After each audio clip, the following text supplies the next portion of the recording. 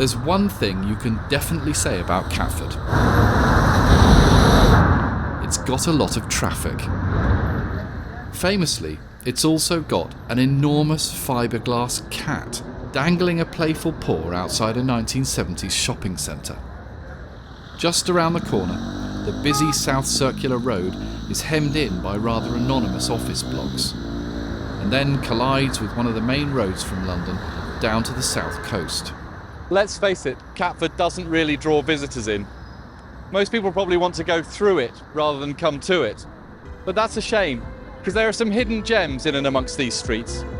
I want to take you on a tour of another Catford, one that may surprise you, where buildings tell of our shared past and landscapes can transport you out of the daily grind.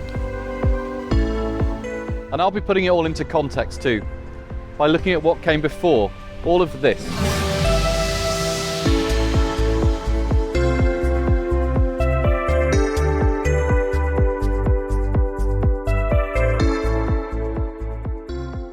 My name's Jon Wright.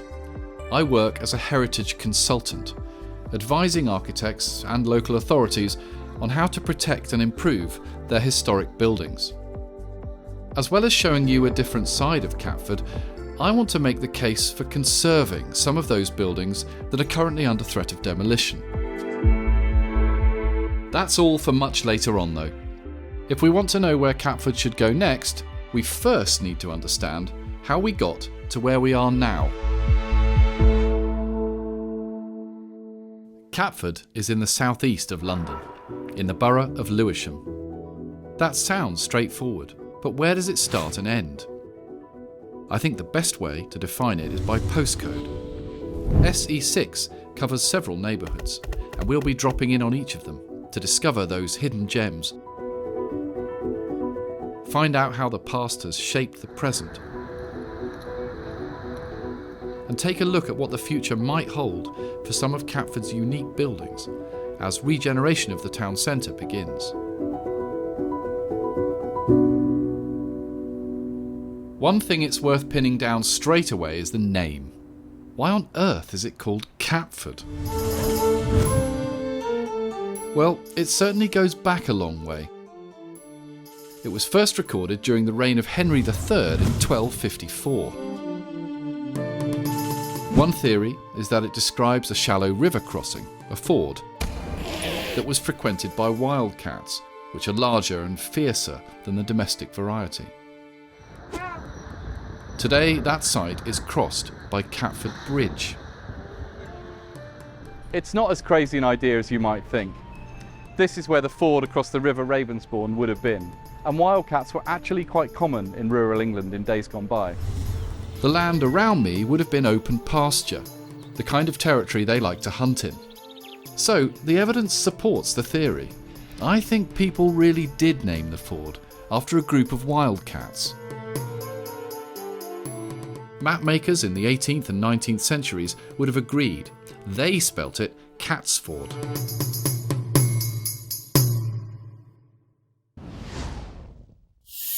Our tour begins in Southend, named for its position at the southern end of the old parish of Lewisham. Today, it seems little more than another busy intersection on the road to Bromley. There's a large DIY store that was built in 1984 and a slightly incongruous small lake by the side of the main road. But wind the clock back to the 19th century and it was quite the rural idyll. There were 3 mansion houses, pubs, 2 mills and several cottages. In fact, there was a settlement here at least as far back as the 1600s and probably much earlier than that. Its existence was closely connected to the river, which hosted the wildcats a mile and a half or so downstream. The Ravensbourne once flowed wider and faster than it does today. It was crucial to the economic development of Lewisham as a whole and powered at least 10 watermills on its way to the Thames.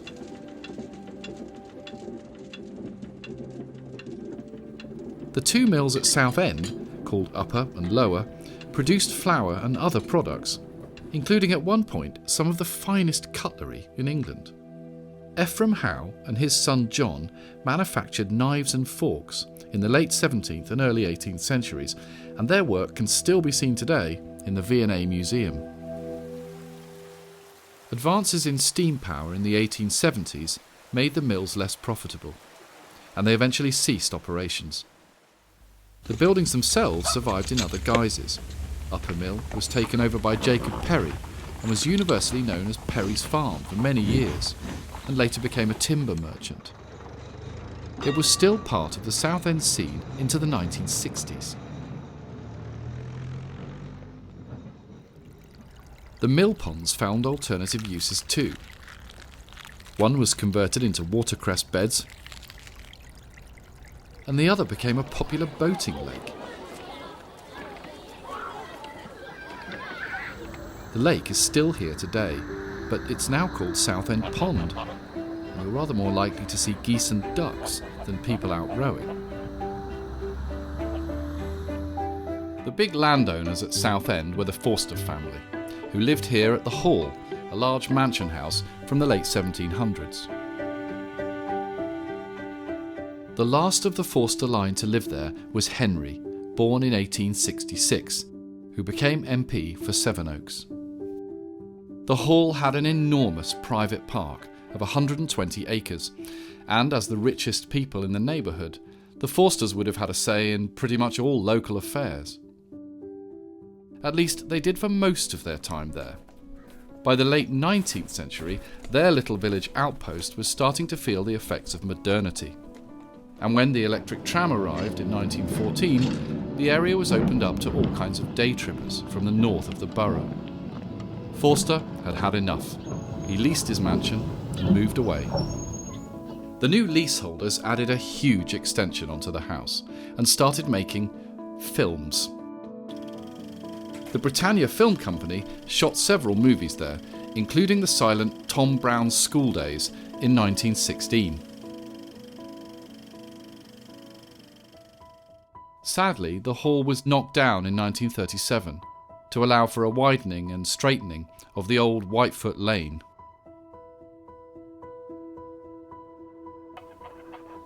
The two Southend pubs were the Green Man opposite the mill pond and the Tiger's Head further up the road towards Lewisham, which began life in the early 1700s. Both were rebuilt several times, but finally demolished early in the 21st century.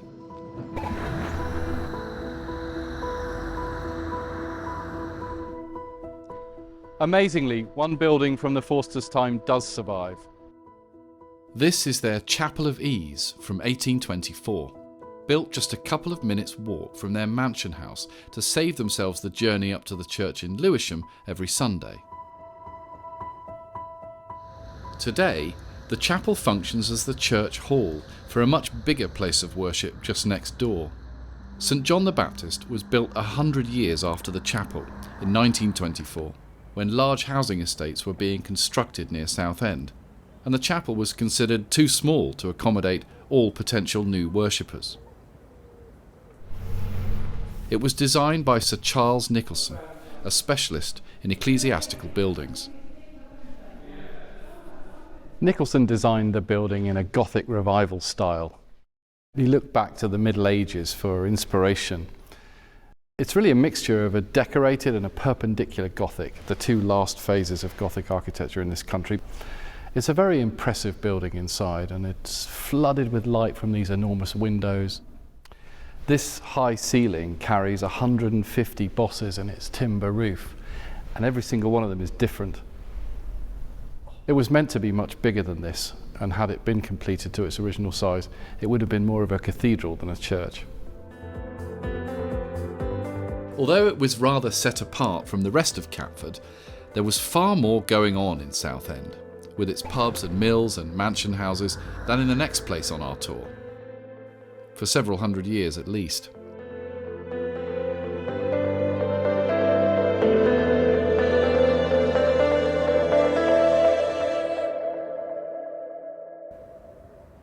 I'm heading up to the eastern side of SE6, which was just fields right up until the end of the 19th century. 15 years later, however, it was covered in houses, and the man who did the covering was called Archibald Cameron Corbett.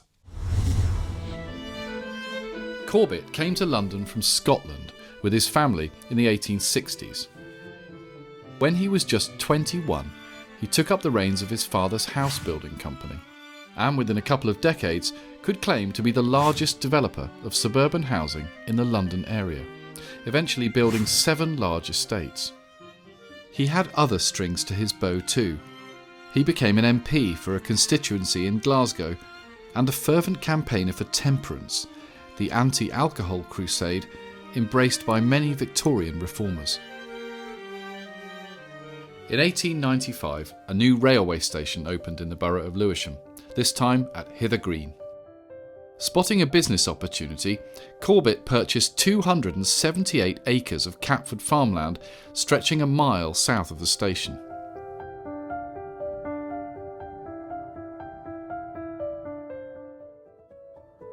Over the next 15 years, he laid out 27 streets of solidly built terraced houses with generous gardens and decorative mask keystones. These were aimed primarily at a new breed of white-collar commuter. The most popular job for residents was as a clerk in the booming metropolis of London.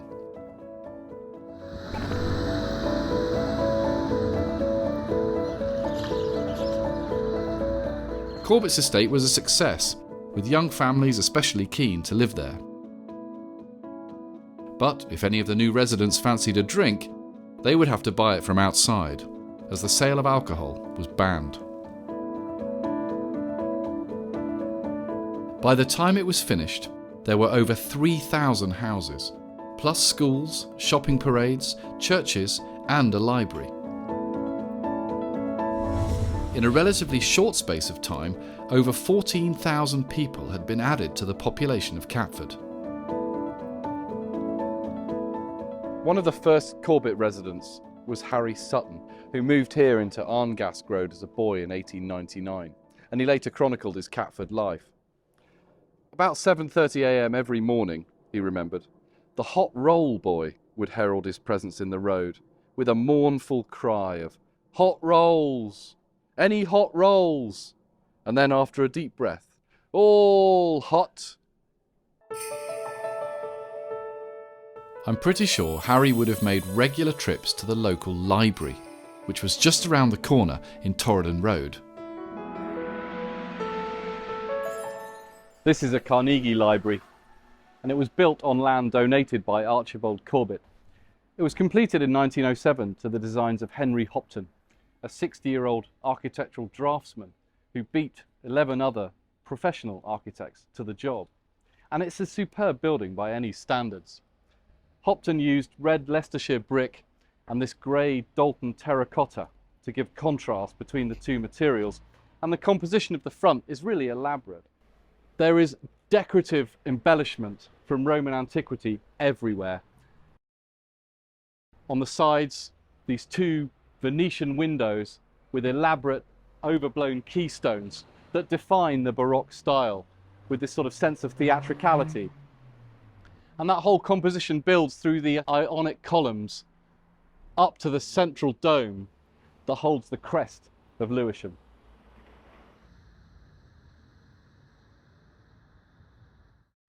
The interior of the library is really all about the central dome and its 16 windows that bring natural light into the centre. Elsewhere, there's timber work and screens and doors that are original and very elaborate plasterwork decoration. The dome itself is raised on these Ionic pilasters, and as you get to the beam that supports the dome, there are egg and dart decoration and a dentioled cornice beneath these wonderful cartouches. And all that rises up to the central roundel with a pendant in the middle.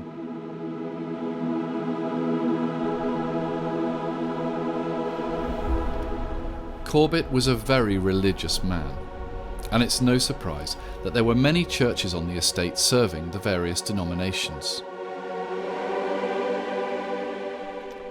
The biggest church is this one, St Andrew's, which lies at the heart of the estate. It was designed by Philip Appleby Robson, and it was completed in 1904. The building is in a free Gothic style, very popular in the Edwardian period, the Gothic Revival as it was called. The dominant architectural features of the inside are really the unbroken aisles which run with these huge brick piers and shafts of stone all the way up to the ceiling that break through the arches. The east window is by Martin Travers, a very famous 20th century stained glass painter. It's actually a First World War memorial. Travers designed Christ in Majesty in the centre, and underneath the inscription records the dates of the First World War. It's a stunning piece of medieval revival art.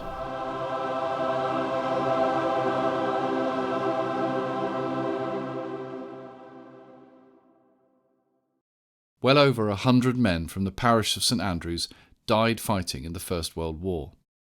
But apart from infrequent Zeppelin raids, the rest of the population weren't directly affected. That changed in the Second World War when Catford was extensively bombed.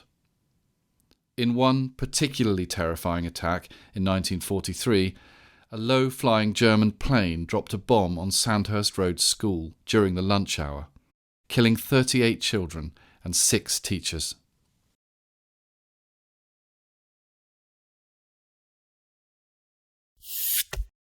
Just down the hill from the Corbett Estate, heading towards the centre of Catford, there's another large housing development.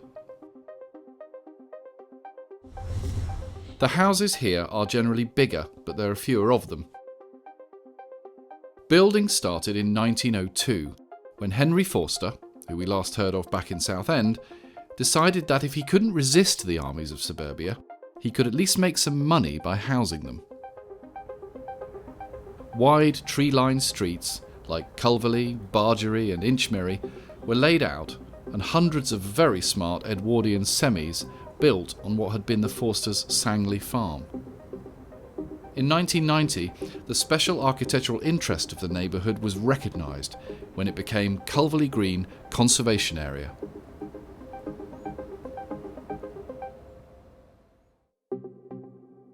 The Forster and Corbett estates weren't actually the first planned housing developments in Catford. Way back in the 1820s, even before the railways arrived, a small luxury estate of mostly detached houses was slowly taking shape over to the west, near the River Ravensbourne.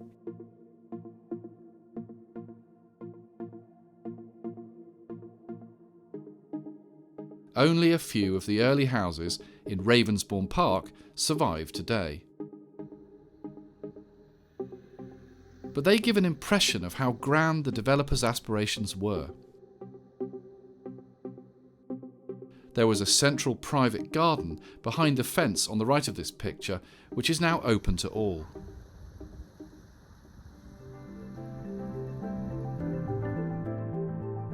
Catford is home to many terrific parks. And if you walk up the hill from Ravensbourne Park, you can find some of the most fantastic panoramic views in South London. This is Blythe Hill Fields, and here we're about 200 feet above sea level. The views to the north are really impressive. Got the city over there and Canary Wharf, and the views to the south are not bad either. The park was originally the grounds of a local mansion called Blythe House, which was built in 1842. Blythe Hill was also the scene of some light industry in the 19th century, with a brickfield making use of the local clay. Some years after the mansion was demolished, London County Council purchased the land and opened the park in 1935.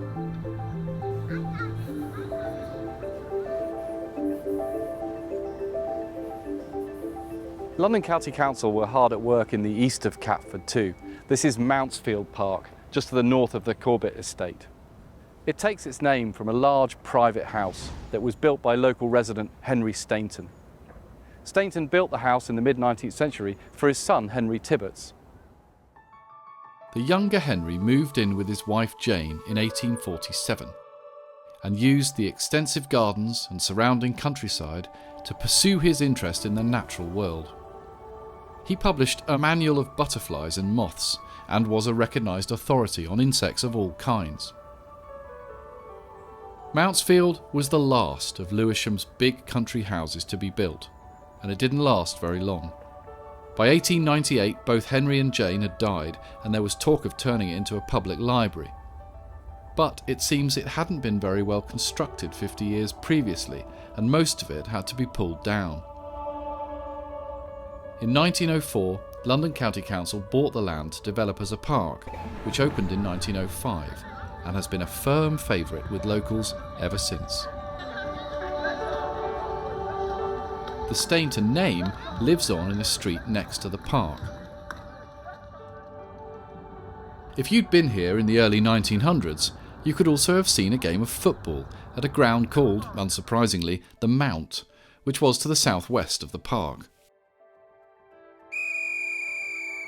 This was the home of amateur team Catford Southend FC from around 1909. In 1923, the appropriately named Kittens were the subject of a proposed merger with nearby Charlton Athletic, who were keen to tap into a rapidly growing Catford population for support, and the pitch was redesigned to accommodate larger crowds. These failed to materialise, however, and Charlton went back to their home at the Valley. The pitch became part of Mountsfield Park, but you can still see where the main stand would have been. On the southern side of the Corbett Estate is our next open space. This is the Forster Memorial Park. We're not far from where the Forsters' mansion house would have stood, just down the hill in Southend. Henry Forster's two young sons, Alfred and John, had gone off to fight in the First World War, and, like so many of their generation, neither of them would survive the conflict. Their parents decided to dedicate a public park to their memory on land the family owned, and it was opened by daughter Dorothy in 1922.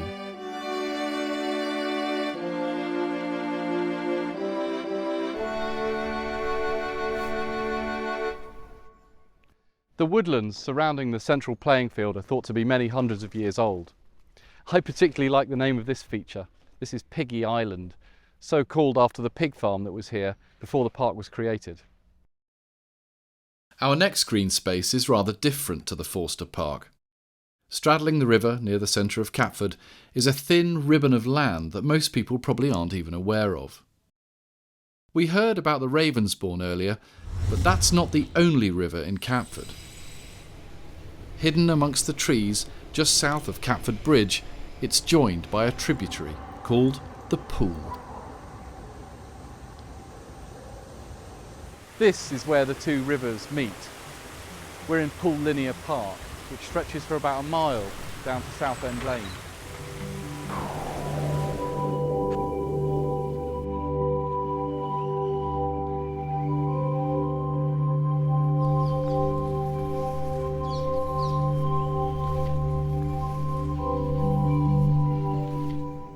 You can almost forget you're in the city as you wander along the riverbank. There's plenty of wildlife, including kingfishers, dragonflies, bats and toads, even huge cormorants which are here for the fish.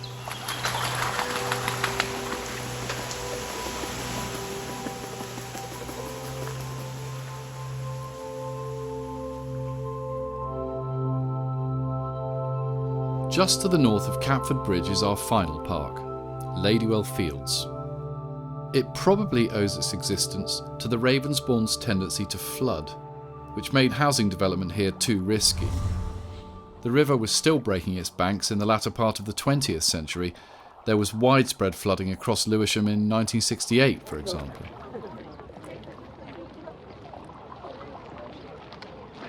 Ladywell Recreation Ground, as it was also known, was opened around 1890.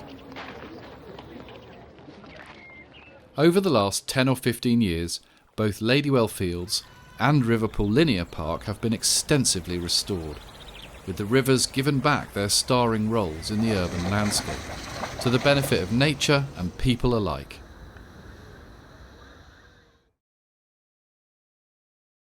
The next stop on our tour is just to the west of the Pool Linear Park. There's been a settlement in Perry Hill since around the 15th century. The name Perry is closely associated with pears, and there may well have been orchards in the area. Heading south, Perry Hill once led down to Sydenham Green, since renamed as Bell Green. Heading north towards Catford, at the junction with Catford Hill Road, there once stood the area's grandest building, a mansion called Place House. Local legend has it that the house was built by Elizabeth I in 1580 for her favourite, the Earl of Essex, who entertained her whilst his wife was conveniently concealed in a secret chamber, accessed through a false door. Place House is also thought to have been the manor house of Sydenham, when much of this part of southeast London was covered in woodland. The oldest building still standing in the area is a farmhouse called the Elms, which was built around 1790. The bay windows are a later addition from around 1860.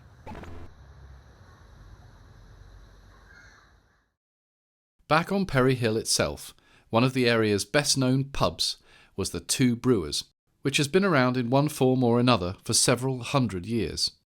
Its current incarnation was built around 1930 and has been named the Perry Hill since 2021. Further down the road, Perry Hill becomes Catford Hill, which is still recognisable from its pre-car days.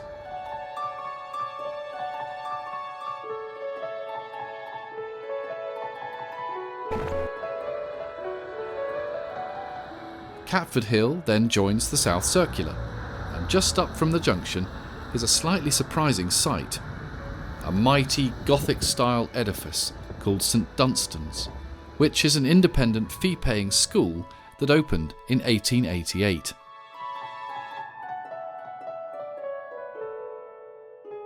St Dunstan's was named after a 10th century saint. And there's more ancient history over in our next neighbourhood, Bellingham. Like Catford, it's an old place name, first recorded over 1,000 years ago. It means the water meadow of Beora's people. Bellingham was also the name of the local manor, whose lord lived in Park House near Southend. When the railway came through in 1892, the area was still farmland, and there was very little development until just after the First World War, when the government's plan to build 500,000 homes fit for heroes encouraged London County Council to buy Bellingham Farm. The land was transformed into desperately needed social housing, with an estate based on Garden City ideals. Semi-detached houses were laid out in tree-lined crescents, with space for allotments and even a village green.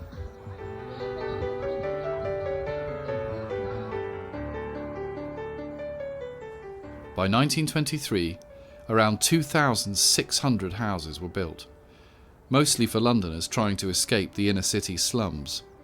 There were shops, churches, play areas, and, whisper it, an oldie-worldy style pub. In the 1920s, the anti-drink movement that we saw at work in the Corbett Estate was still a force to be reckoned with. And the county council at first decided there should be no pubs on any of their new estates. Bellingham seems to have been the first where the rule was relaxed, but only to allow an improved version of the standard tavern. The new building was referred to as a refreshment house rather than a pub, and there was an emphasis on communal facilities like a meeting hall and games rooms. Even the name was designed to promote community cohesion. The Fellowship Inn opened in June 1924. Former Bellingham residents include the world-famous boxer Henry Cooper, who grew up in Farmstead Road and in 1963 lived and trained at the Fellowship. Another solution for the wartime housing crisis, this time towards the end of the Second World War, can be seen up the hill to the east of Bellingham, where German and Italian prisoners of war erected 189 prefabricated houses for people whose own homes had been destroyed in the bombing raids.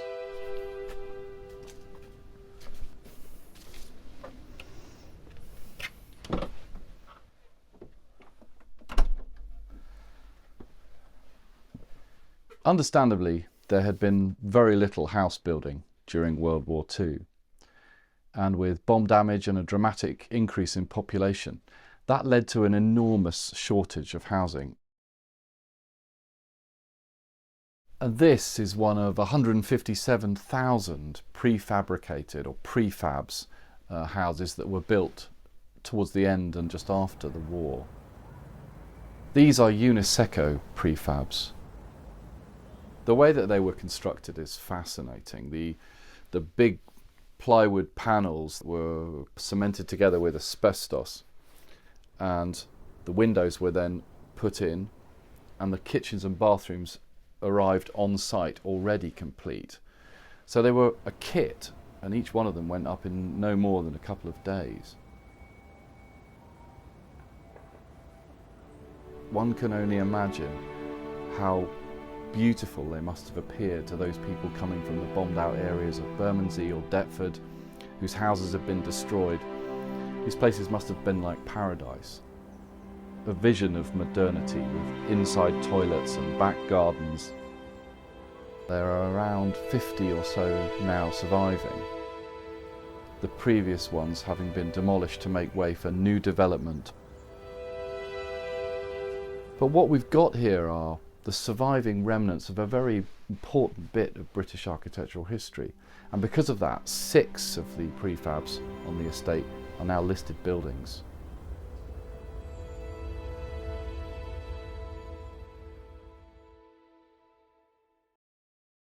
A few years later, back down on the Bromley Road, the council was building very different, rather more substantial homes in the form of a modernist architectural adventure called Passfields. The development contains 101 flats and maisonettes.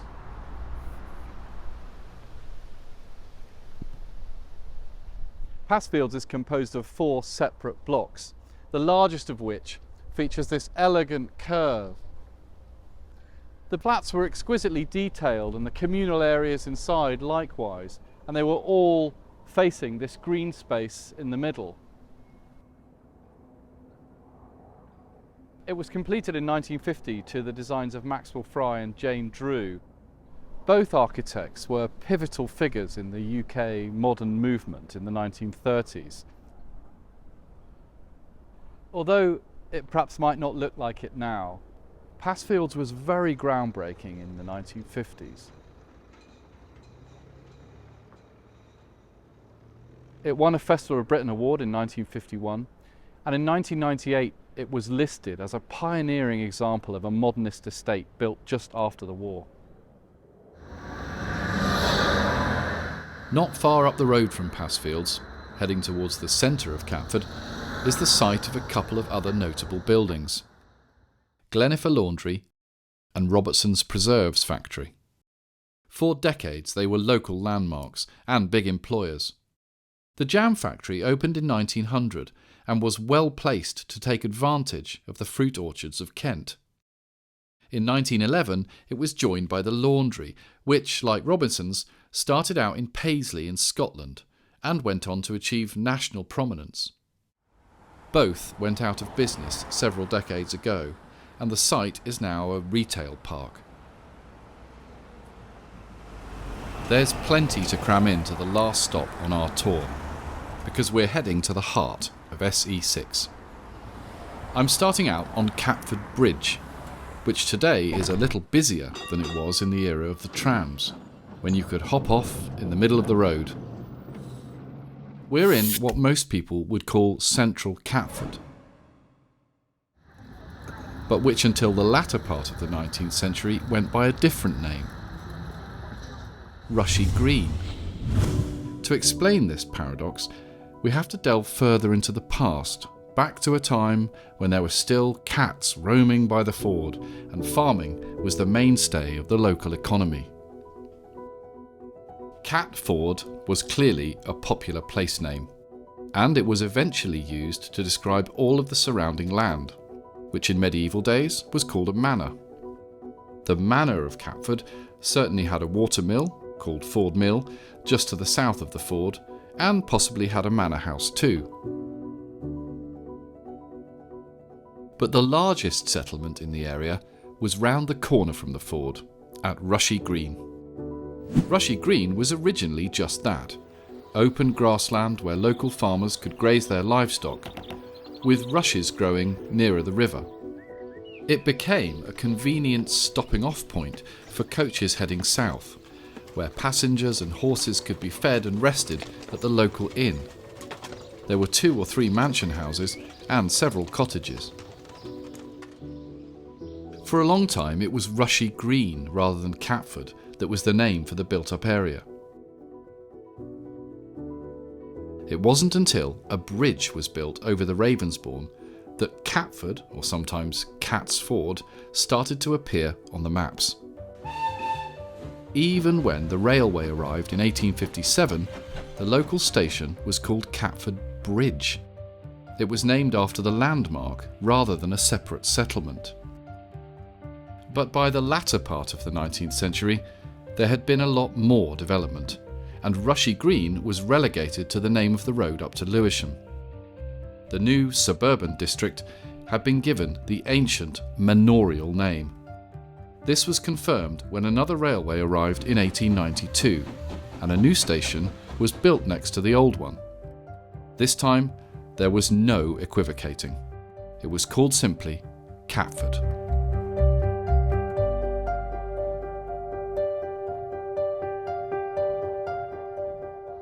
Just around the corner from the stations is the oldest building in Catford, a former Georgian farmhouse called Elmwood. It's currently covered in scaffolding.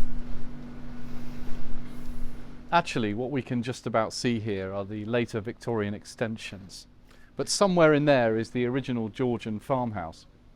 It was built in 1736 and it once stood roughly on the southern edge of the original Rushy Green. From 1810, the green had gradually been covered with houses and shops. And after another 70-odd years and various private owners, Elmwood was turned into the Catford Conservative Club. The idea of such a club in today's Labour-dominated Catford might sound a little strange. But back in the 19th century, the area's political makeup was quite different. Wider Lewisham had become a parliamentary borough in 1885 and elected a Conservative MP by a large majority. Catford was at the administrative heart of the constituency, so it's no surprise that when they were casting around for a place to socialise, the local Tories chose somewhere close to the action. In fact, Elmwood was lucky to find a taker. Nearly all of the other old houses from Lewisham's era as a rich merchant's rural retreat had either been demolished or converted into shops. The Conservatives enjoyed their club for over 100 years, but don't seem to have carried out a great deal of maintenance. By 2008 they'd left, and the building was lying empty and slowly disintegrating. From 2013 to 2019, it had a short-lived resurrection as a pub, the Catford Constitutional. But health and safety intervened, deemed it unsafe, and it was closed again. That might have been the end for Elmwood. But fortunately, the council raised funds to do a complete renovation. This is a temporary floor. There's an open plan in the middle with a walkway around the outside. And from what I saw when I had a look around, it's going to be a really fantastic addition to the Catford cultural scene. There will be a new pub, a community kitchen and a performance space. Remarkable.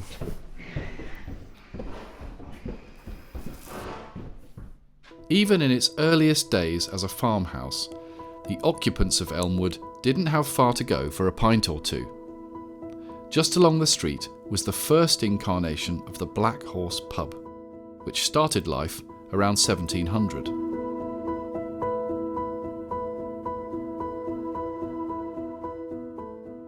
The current building dates from much later, 1897, and the name has changed too.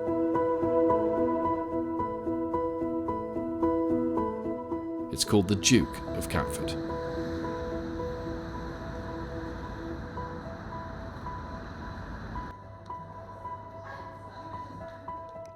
Nearby pubs of a similar vintage have pretty much all disappeared. The George Inn at the bottom of George Lane was a popular coaching stop in its heyday, before a later incarnation fell victim to the wave of pub closures that swept the UK in 2010. Over on Catford Bridge, the original railway tavern is also long gone. But a modern version continues its legacy. One topic of conversation that I suspect got fairly frequent airing around the tables of the Black Horse was the way in which the community of Rushy Green, and later Catford itself, was run. Back in the 18th century, it was still the manor courts and the local landowners who called the shots across Lewisham. But as the population grew and the influence of the gentry waned, a new bureaucracy evolved to administer things like drainage, lighting, highway maintenance, and provide some basic assistance for the poor people of the parish. By 1875, a Board of Works, forerunner of the council, had been established for Lewisham. Brand new Gothic-style offices were built for its staff in the heart of Catford. Local wags dubbed the building Catford Cathedral. Around a decade later, it was joined across the road by an actual place of worship, St Lawrence's Church, with seating for 750 people. Central Catford was looking really rather grand.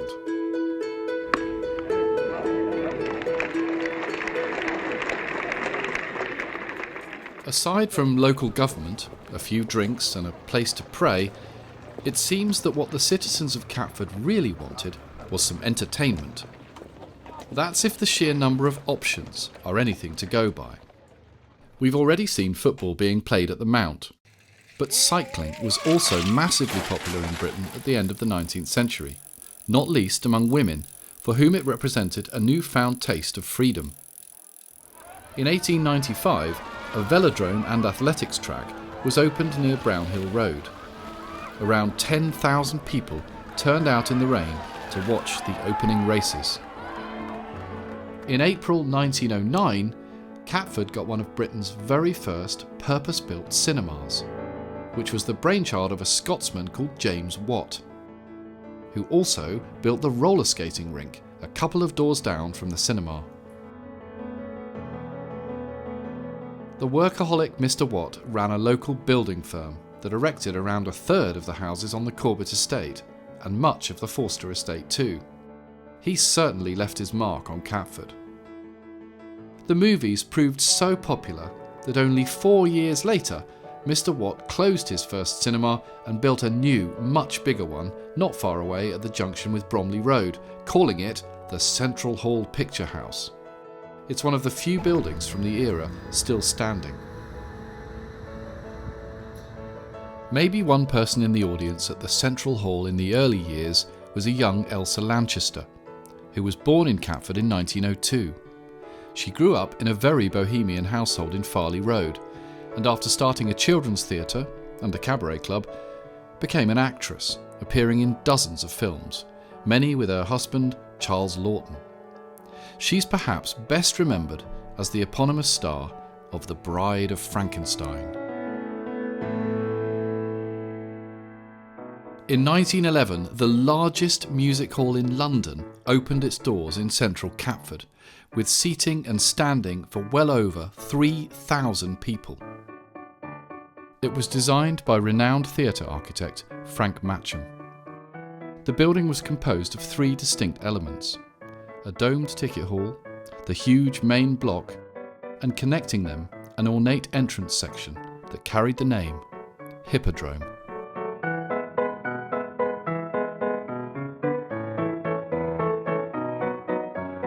Many big names appeared at the Hippodrome. On one memorable night in August 1940, as the air raid sirens sounded and the bombs fell outside, American jazz singer Adelaide Hall was topping the bill. With nobody able to leave the theatre, she ended up setting a world record for the number of encores, singing 54 songs before the all clear sounded at 3:45 a.m. the next morning.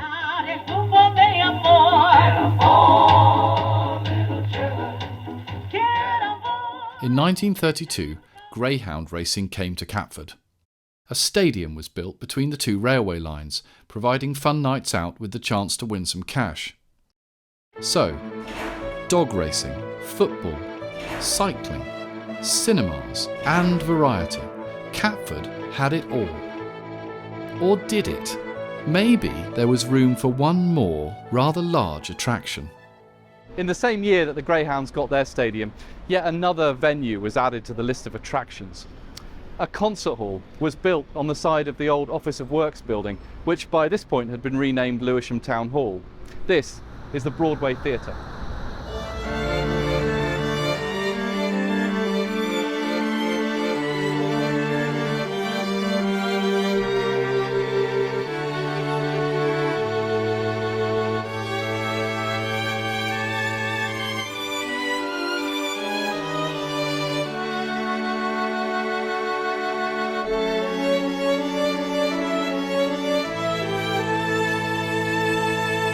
Broadway Theatre is Catford's jewel in the crown.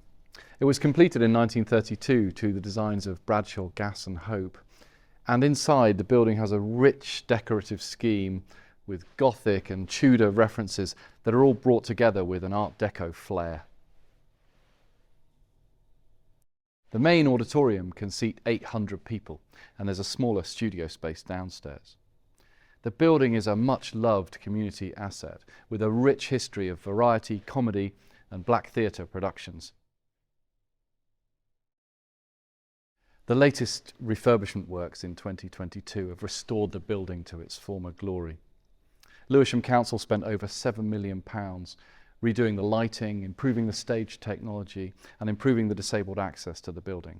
Now all those works will ensure that the Broadway Theatre remains right at the heart of cultural and community life here in Catford.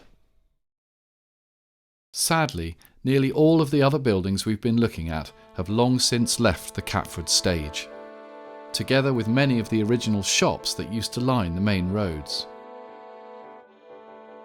The cycle track was sold to developers after only 5 years and covered in houses. A block of flats was built where James Watt's Picture Palace Cinema once stood.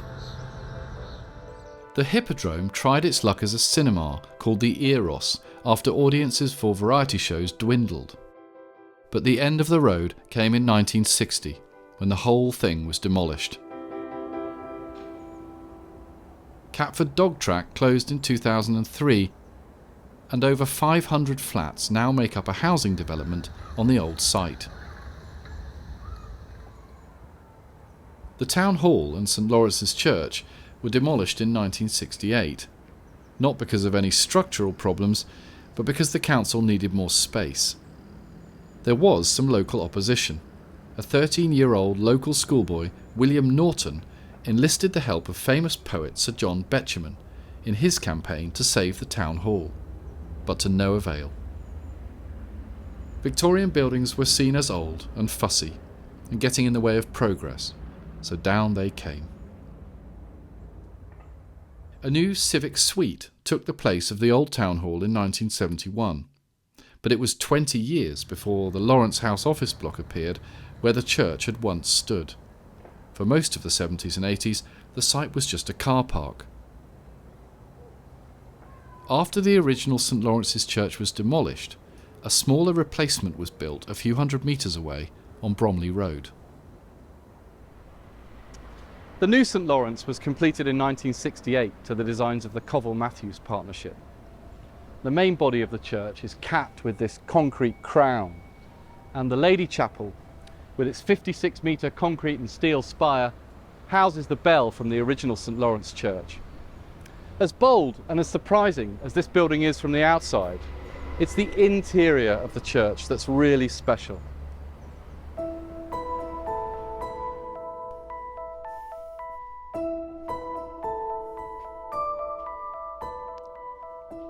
The octagonal interior is a really dramatic space.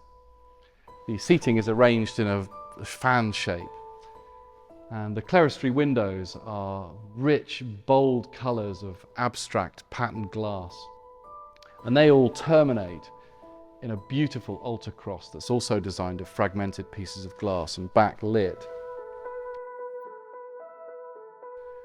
The structural makeup of the church is expressed internally in these huge ribs, and between them there sits a series of triangular fiberglass panels.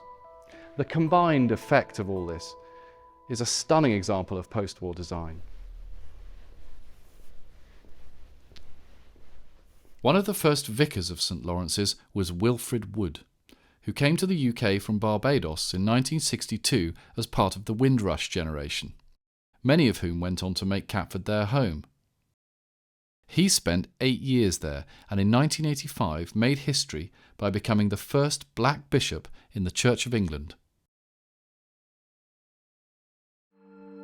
If you think the new St Lawrence's was a bold architectural statement, wait till you see what replaced the Hippodrome.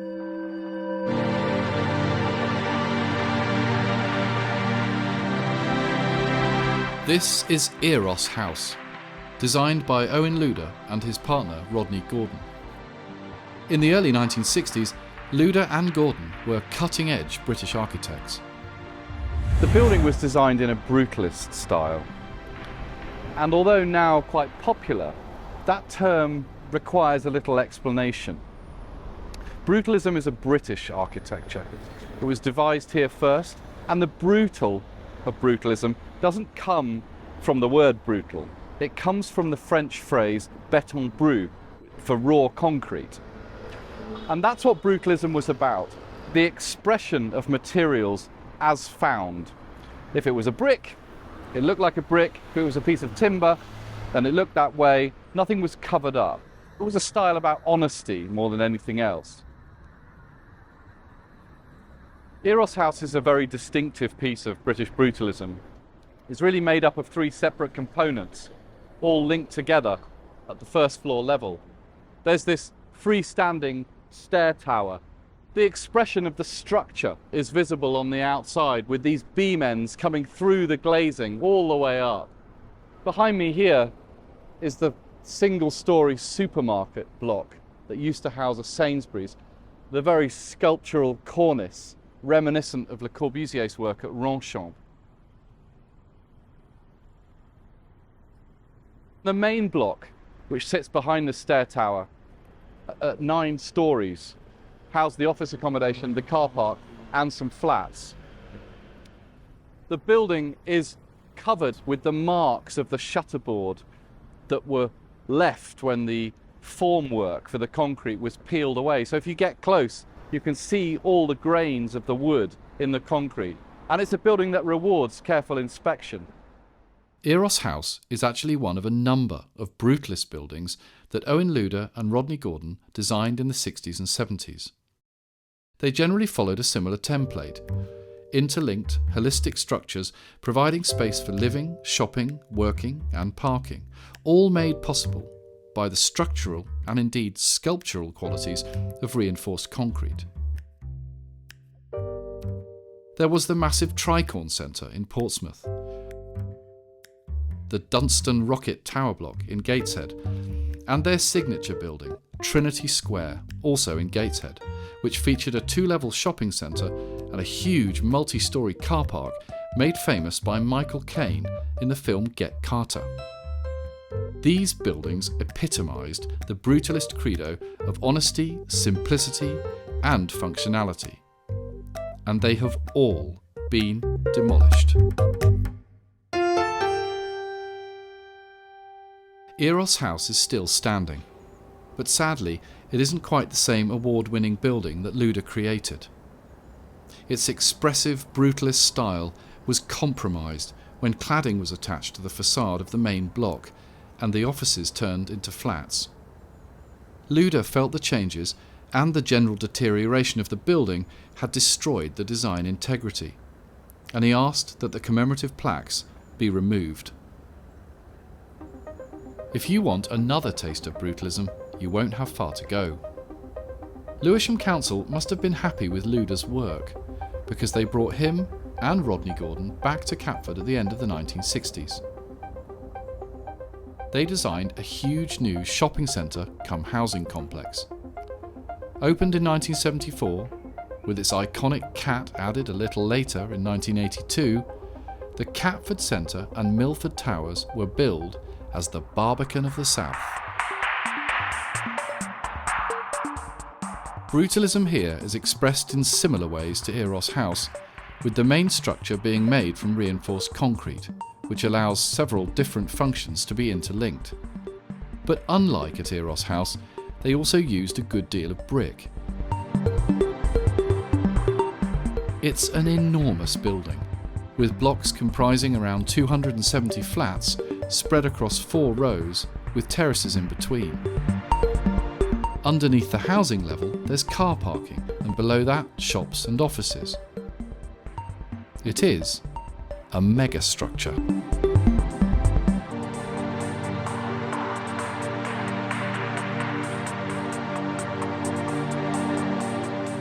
But it's also not been without its problems. The building has faced some fundamental difficulties, and people who live here were rightly angry about the lack of routine maintenance, about the difficulties of security and feeling safe in and around their own homes. Now, that's not intrinsically related to the architecture itself, but obviously stigma can attach itself to places, and that happened here. But the council have now made a series of improvements that have left the building looking as good as it ever has, at least since it was constructed. Those improvements perhaps pave the way for Milford Towers and the Catford Centre to be part of the regeneration of this area. Not for the moment, though. In fact, Lewisham Council has plans to knock the whole lot down and put much taller tower blocks in its place. But before we get rid of yet more unique buildings, I think it's worth bearing in mind William Norton's attempt to save the old town hall, which was in some ways ahead of its time. Victorian buildings had gone out of fashion and were deemed only good enough for the wrecking ball. But things have changed, and now we hold them in much higher esteem, often restoring and conserving them where possible. And if we go back to the beginning of the 1900s, when the Victorian buildings were still quite new, it was the old mansion houses whose loss was being keenly felt by Lewisham residents, who set up societies to try to conserve what still remained from an earlier era to themselves. The point is, we soon grow tired of buildings that were once new and exciting, but then regret tearing them down to make way for the next architectural trend. If we do lose Catford's brutalism, I think we'll come to regret that too. This throwaway approach to architecture and development needs to change. The climate emergency means that the sheer amount of embodied carbon in buildings of this scale makes their adaptation and reuse imperative. And when you factor in a greater appreciation for post-war architecture, of brutalist buildings in particular, we have both the appetite and strong rationale for holding off from tearing them down. There's now a golden opportunity to end the destructive cycles of the past and pioneer a new, genuinely greener form of regeneration, right here in Catford.